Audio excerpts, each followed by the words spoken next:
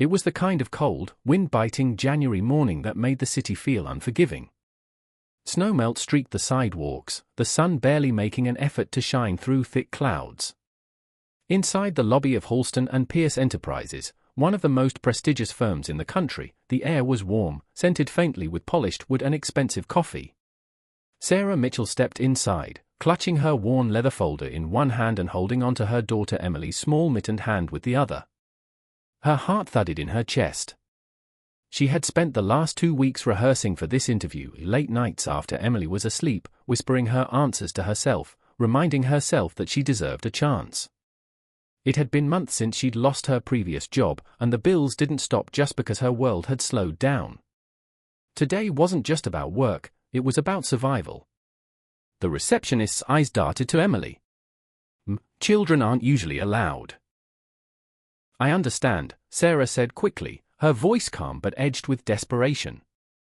But I had no choice.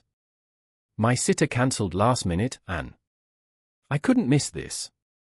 The receptionist hesitated, then gave a small nod. The CEO will see you now. The walk to the corner office felt longer than it should have. Sarah's heels clicked on the marble floor, echoing in the hallway lined with modern art. Emily skipped slightly, her tiny boots squeaking. Sarah reached for the doorknob, inhaling deeply to steady herself.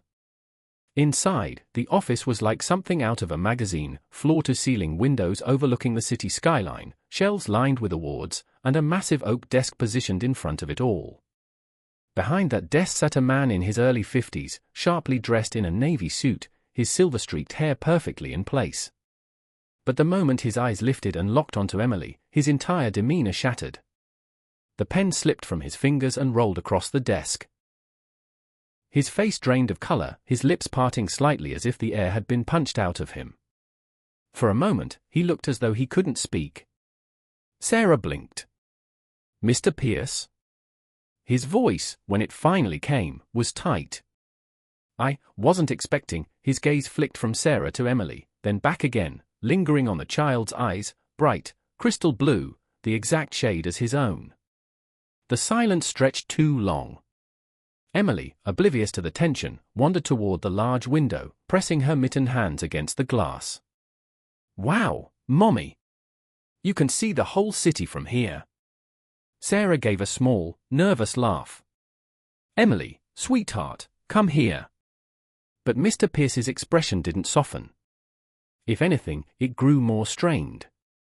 Your daughter, she's about 6. Sarah nodded slowly. Yes. She just turned 6 in October. Why? He leaned back in his chair, but his posture was rigid, his knuckles white against the armrests. Because she looks exactly like, he stopped himself, swallowing hard. Never mind. Sarah shifted uncomfortably. This was not how she'd imagined the interview starting. Mr. Pierce, I know bringing her wasn't ideal, but I'm here because I truly believe I can be an asset to your company. He cut her off. What's her last name? The question was abrupt, almost accusatory. Mitchell, Sarah replied, frowning. Why? His jaw worked as if he were chewing over words he wasn't ready to release. Mitchell, he repeated quietly, almost like he was testing the sound. Emily had turned back toward them now, tilting her head in curiosity. Mommy, why is the man looking at me like that? Sarah's chest tightened. She forced a polite smile.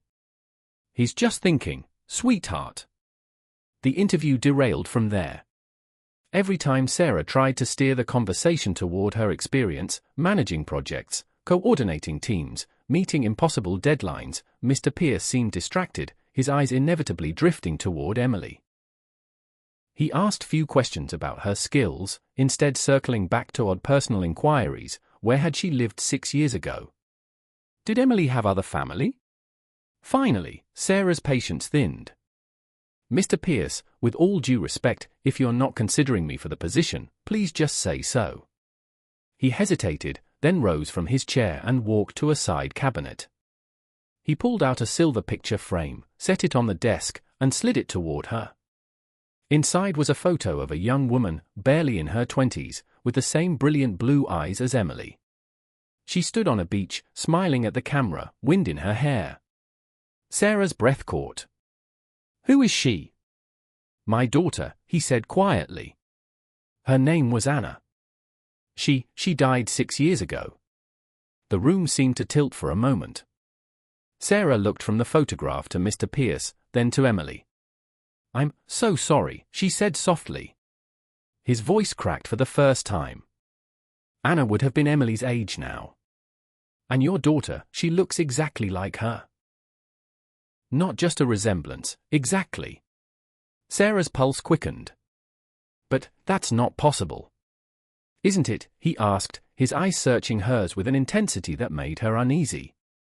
"Tell me, Sarah, who is Emily's father?" Sarah froze. She'd never spoken about Emily's father, not to friends, not to neighbors, not even to her own parents in detail. All they knew was that he'd left before she was born. The truth was, she didn't know much herself.